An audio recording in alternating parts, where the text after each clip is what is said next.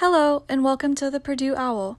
My name is Alyssa Fernandez, and in this video I will describe some of the most important changes made in the 7th edition of the American Psychological Association's, commonly known as APA, Publication Manual, which was released in late 2019. Today, we will be focusing specifically on changes regarding citation.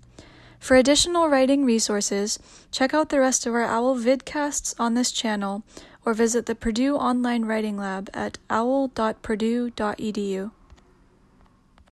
First, let's discuss the new rules for citing sources within your text. After that, we will focus on changes related to the reference list at the end of a text. While much has remained the same between the 6th and 7th editions, it is important to note a few minor changes in the new manual, whether you're writing a classroom assignment or submitting an article for publication. The first major change has to do with citing a work with 3 or more authors.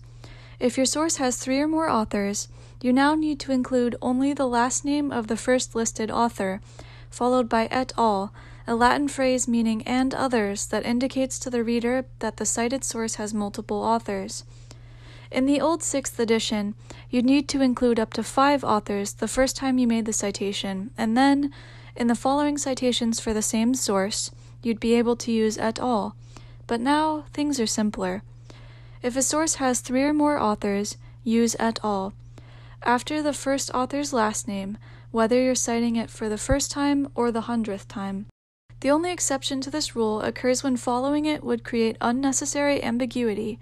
For example, this could happen if 2 sources with multiple authors both include the same first listed author.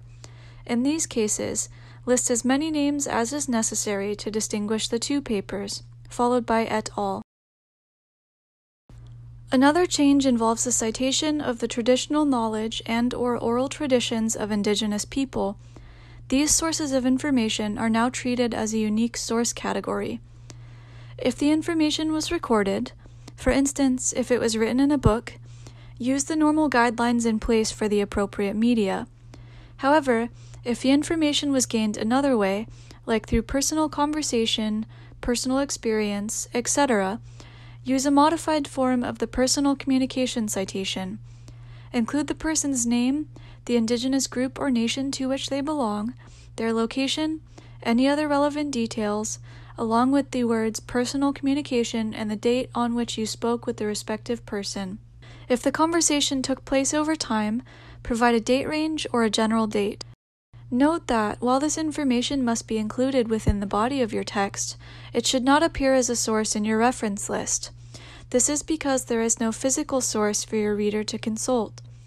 For example, a citation for a series of communications with Alyssa Washines, member of the Yakama Nation who lives in Yakima, Washington, which took place over the course of November 2019, might look like this. In each case, capitalize not only the name of indigenous groups and nations, e.g. Crow, Seminole, Yakama, but also most terms derived from indigenous culture, e.g. oral tradition, elder, traditional knowledge, vision quest. Finally, work closely with indigenous keepers of traditional knowledge to ensure that the knowledge is reproduced only with the permission of relevant indigenous stakeholders.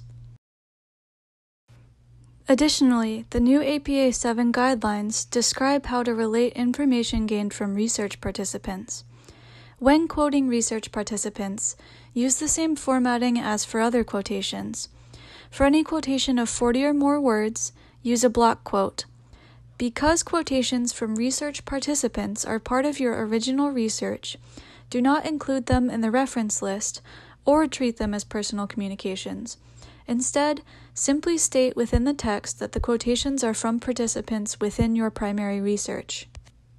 Furthermore, if any of your research participants will be given a pseudonym, simply place the pseudonym within quotation marks at the time of their introduction. You can subsequently refer to them by their pseudonym, with quotation marks omitted. Now on to the reference list. While the rules for the reference list have remained mostly the same from the 6th edition to the 7th edition, there are a few important changes to note. First, In the 7th edition, a single reference with more than 20 authors can now be cut off after the 20th author. All authors following the 20th can be replaced with an ellipsis. By contrast, in the 6th edition, you could use ellipses for sources with 8 or more authors. Second, the words retrieved from, preceding the URL or DOI, are now only used when a retrieval date is also provided in the citation.